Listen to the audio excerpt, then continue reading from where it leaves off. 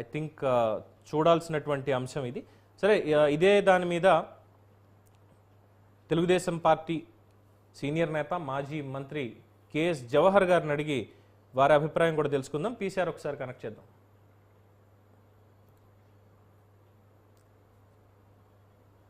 So ఓవరాల్గా దీనికి సంబంధించినటువంటి వివరాలు అయితే మనకి ఇలా ఉన్నాయి. స్లూయిస్ గేట్లకు సంబంధించి అంటే కింద ఏదైతే వ్యర్థాలు ఉంటాయో, బురద కానీ ఇది కానీ, ఆ స్లూయిస్ గేట్లను అయితే వాటిని విడుదల చేస్తూ ఉంటారు ఎప్పటికప్పుడు. ఇవన్నీ అన్ని బ్యారేజీలు కూడా ఉండేటువంటి అంశమే.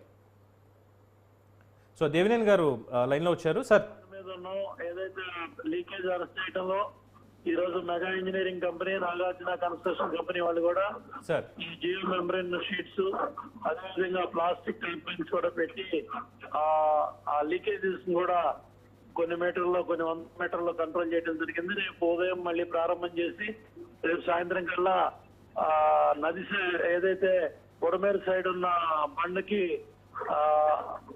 షీట్స్ అన్ని కూడా ఏర్పాటు చేసి గజయితగాళ్లు రాజమండ్రి నుంచి వచ్చి ఆ కార్యక్రమాలన్నీ కూడా చేస్తా ఉన్నారు. రెండో పక్కన ఈ బండి ఏర్పాటు, బండి వెడల్పు చేయడం వెంకటేశ్వర కంపెనీ ఆ పనులు వేగవంతం చేసింది. పూర్తి వస్తారు రేపు సాయంత్రానికి. కాబట్టి ఆల్మోస్ట్ ఈ 3 బండ్స్ ని కంప్లీట్ చేసి ఈ కార్యక్రమాలన్నీ పూర్తి చేయడం జరిగింది, చేస్తడం జరుగుతూ ఉంది.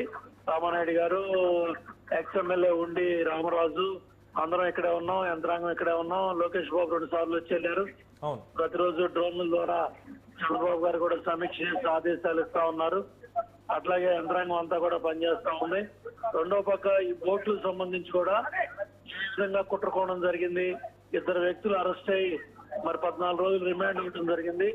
దీని వెనక ఎవరు ఉన్నారు, కుట్రదారులు ఎవరు, పాత్రదారులు ఎవరు అనేది పోలీసు విచారణలో అన్ని బయటకు వస్తాయి. మరి ఇన్ని కోట్ల రూపాయలు విలువ చేసే ఈ బోట్లని ఏ విధంగా మరి వచ్చి ప్రకాశం మేర దగ్గరికి వచ్చాయి, అంటే దీని వెనకాల కుట్ర కోణాన్ని ఏమైనా ఊహిస్తున్నారా? కూడా లైసెన్స్ లేకుండా, గవర్నమెంట్ కి డబ్బులు కట్టకుండా ఏ విధంగా శాండ్ మాఫియా ఇవన్నీ నడిపించింది, ఇవన్నీ కుట్ర కోణంలో కూడా ఎవరు చేయించారు, ఎవరు వ్యవహరించారు, ఎవరికి బంధువులు, ఎవరైనా పాత్రదారులు అనేవి పోలీసు విచారణలు అన్ని బయటకు వస్తాయి. అదేవిధంగా ప్రకాశం బ్యారేజ్ దగ్గర కూడా మెకానికల్ వర్క్స్ అన్ని కూడా డిసెంబర్ నుంచి మేలో పూర్తి చేయాలి. మొన్న కన్నయ్యనాయుడు గారు వచ్చినప్పుడు నేను కూడా 2 సార్లు ప్రకాశం బ్యారేజ్ దగ్గరికి వెళ్తే అక్కడ ఉన్న మెయింటెనెన్స్ చూస్తే చాలా బాధేస్తుంది. ఎందుకంటే మహానుభావుడు 67 సంవత్సరాల క్రితం ప్రకాశం పంతులు గారు 2,52,00,00,000తో ఆ బ్యారేజ్ ని కట్టించారు. మరి ఆ రోజుల్లో మరి ఇంజనీరింగ్ కన్స్ట్రక్షన్ కానీ, మరి అక్కడున్న ఆ సిమెంట్ కాంక్రీట్ బ్లాక్ ఏదైతే దాంట్లో మెటీరియల్ క్వాలిటీ చూస్తే, బైండింగ్ వైర్ కావచ్చు, అవన్నీ కూడా చూస్తే వాళ్ళ ఇంజనీరింగ్ కాలేజీలు కావచ్చు, కన్స్ట్రక్షన్ కంపెనీలు అన్ని కూడా రాయి దాంట్లో ఉన్న క్వాలిటీ అంతా కూడా కాంక్రీట్ స్ట్రక్చర్ ఎలా ఉంది చెక్కు చెదరకుండా అనేది కుట్రకోణంతో అది ఇరిగిందే తప్ప ఈ మాత్రం 67 ఏళ్ళకు కూడా చెక్కు చెదరిన నిర్మాణం 2,52,00,000తో మరి ఆ రోజుల్లో 1956, 57 ప్రాంతంలో ఆ బ్యారేజీ రైతాంగానికి అందుబాటులోకి వచ్చింది. ఏదైనప్పుడు కూడా ఈ కుట్ర కోణాలు కావచ్చు, మరియు జగన్మోహన్ రెడ్డి ప్రాంతానికి వచ్చి 2 సార్లు ఒక బాధ్యత గల మరి ముఖ్యమంత్రిగా 5 ఏళ్లు చేసి ఆయన మాట్లాడిన మాటలు కానీ, ఆయన చేసిన ఆరోపణలు కానీ ఏ స్థాయిలో దగ్గర 11,45,000 కృష్ణా, మున్నేరు, వైరా, కట్లేరు వచ్చింది. ఏదైతే బుడమేరు వచ్చేసి ఆ ప్రకాశం బ్యారేజ్ పైన నగరంలోకి మరి దగ్గర ఒక 35,000-40,000 దాకా వాళ్ళ కూడా లెక్కలు తీస్తా ఉన్నారు. ఇన్ని క్యూసిక్స్ వచ్చాయి. మరి ఇంత పెద్ద ఎత్తున ఆ ప్రవాహం వెళ్ళేటప్పుడు బుడమేరు ఏ విధంగా రిసీడ్ అవుతుంది, లేకపోతే మరి అబౌవ్ బాండ్ ఏ విధంగా ఎక్కడెక్కడ ఇదైంది, ఒక పక్కన 7 బ్రిడ్జిలు పడ్డాయి, ఒక పక్కన 3 బ్రిడ్జిలు పడ్డాయి. ఇవన్నీ కూడా 5 సంవత్సరాలు మెయింటెనెన్స్ నిర్లక్ష్యం కానీ, బండ్స్ కంప్లీట్ గతంలో నీటి సంఘాలు పెట్టి, ప్రాజెక్ట్ కమిటీలు పెట్టి, డీసీ చైర్మన్లు పెట్టి, ప్రతి బండు, ప్రతి కాలువ, ప్రతి వాగు, ప్రతి లిఫ్ట్ ఒక నీటి సంఘ అధ్యక్షుడు ఇది నా గ్రామంలో ప్రాజెక్టు, ఇది నా గ్రామంలో లిఫ్ట్, ఇది నా గ్రామంలో కాలువ, నేను కాపాడుకోవాలి, ఈ చెరువులు బ్రిడ్జ్ రాకుండా కాపాడుకోవాలి. ఆ విధంగా ఉపాధి హామీ డబ్బులు, ఇరిగేషన్ డబ్బులు, మైండ్ ఇరిగేషన్ డబ్బులు 68,000 కోట్లు ఇచ్చి 5 ఏళ్లు పనిచేసి ప్రకాశం బ్యారేజీ 100 ఏళ్లు పూర్తయ్యే లోపలే మనం వైకుంఠపురం దగ్గర ఇంకొక 10 టీఎంసీలకి బ్యారేజ్ కట్టాలని 3,500 కోట్లతో వైకుంఠపురం దామోదర్ దగ్గర పనులు మొదలు పెట్టాం.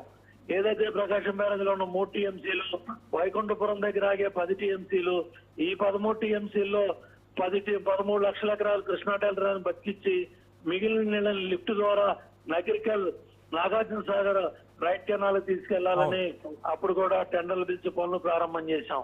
తర్వాత ఏదైతే ఆ పనులు కూడా క్యాన్సిల్ చేశారు.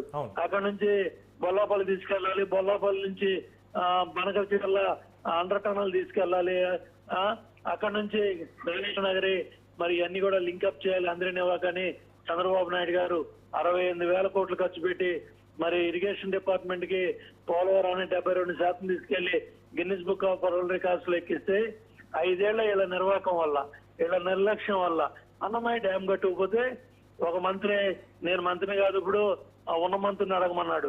పోలవరం ఎప్పుడు అవుతుందంటే నేను కాదు ఇప్పుడు మంత్రిని, ఆ ఉన్న మంత్రిని అడగమన్నాడు. ఇట్లా అన్నమయ్య డ్యామ్ కొట్టుకుపోయింది, పుంజ ప్రాజెక్టు కొట్టుకుపోయింది, పులిచింతల గేటు పెట్టడానికి 4 ఏళ్లు పట్టింది, గోళకమ్మ గేటు కొట్టుకుపోయింది. ఇట్లా బ్యారేజ్లు డ్యామ్లు అన్ని కూడా నిర్లక్ష్యం చేసి ఇరిగేషన్ డిపార్ట్మెంట్ నీటి సంఘాలని గాలికి వదిలేసి 32,000 కోట్లలో 12,000 కోట్ల జీతాలు పోతే 20,000 కోట్ల పప్పు బేలంలాగా మరి వాళ్ళ తాలూకా ఎమ్మెల్యేలు ఎంపీలు వాళ్ళ నాయకులకి కాంట్రాక్టులు డబ్బులు కట్టడం సరిపోయింది తప్ప ఏ ఇరిగేషన్ ప్రాజెక్టు వంశధార నాగవల్లి అనుసంధానం మొదలు పెట్టాం, దానికి గాలికి వదిలేశాడు. ఉత్తరాంధ్ర సుజల సంస్థ మొదలు పెట్టాం, సార్ ఒక ప్రశ్న మొదలు పెట్టాం, దాన్ని వదిలేశాడు. పోలవరం ప్రాజెక్ట్ ని గోదావరిలో ముంచేశాడు.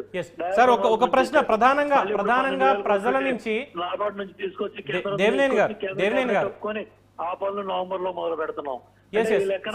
ప్రజల నుంచి ఒక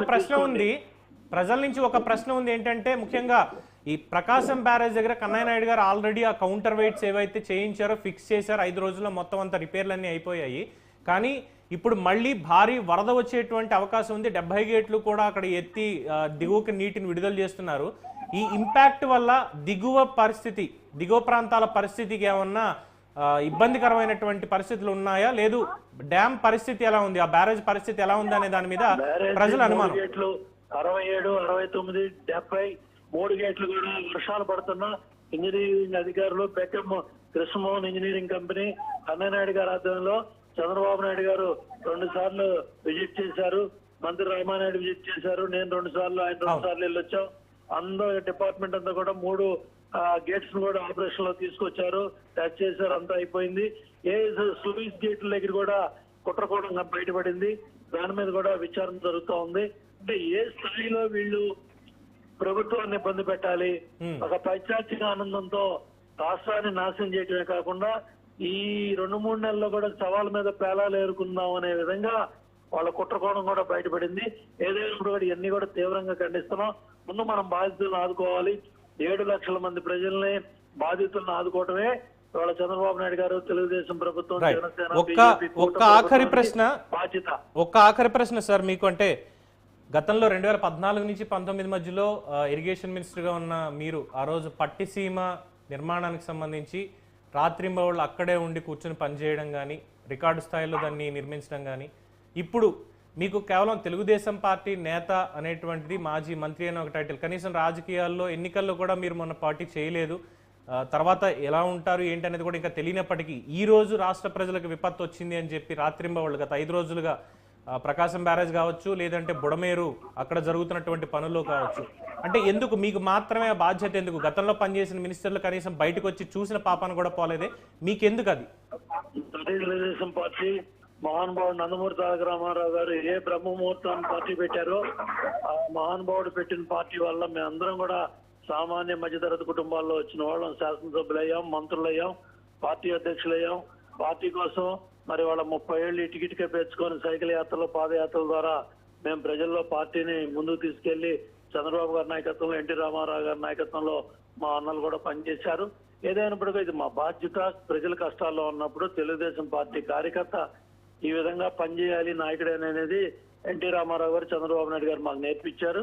ఇవాళ లోకేష్ బాబు కూడా కష్టాల్లో ఇవాళ మరి టెక్నాలజీని ఉపయోగించి, డ్రోన్లు ఉపయోగించి అందరినీ సమన్వయం చేసుకొని అటు చంద్రబాబు నాయుడు గారు, లోకేష్ బాబు గారు, పవన్ కళ్యాణ్ గారు మరి పురంధేశ్వరి గారు, బీజేపీ అందరూ ఆల్ పార్టీ మూడు కూటమి పార్టీలు మూడు కూడా కార్యకర్తల నాయకులు అందరూ కూడా ఒక సైనికుల్లాగా పనిచేస్తున్నాం. That is Telugu Desam party. Right sir, thank you very much. Chandrababu Naidu garu. Right sir. So అక్కడ గ్రౌండ్ లెవెల్ నుండి పరిశీలించినటువంటి దేవినేని గారి మాటల్లోనే విన్నాం. ఓవరాల్గా బ్యారేజ్ పరిస్థితి ఎలా ఉంటుంది, అలాగే కన్నయ్య నాయుడు గారి ఆధ్వర్యంలో జరిగినటువంటి రిపేర్లకు కానీ, అలాగే స్లూయిస్ గేట్లు చైన్లు తెగిపోవడం మీద కుట్రకోణం, at the same time Budameru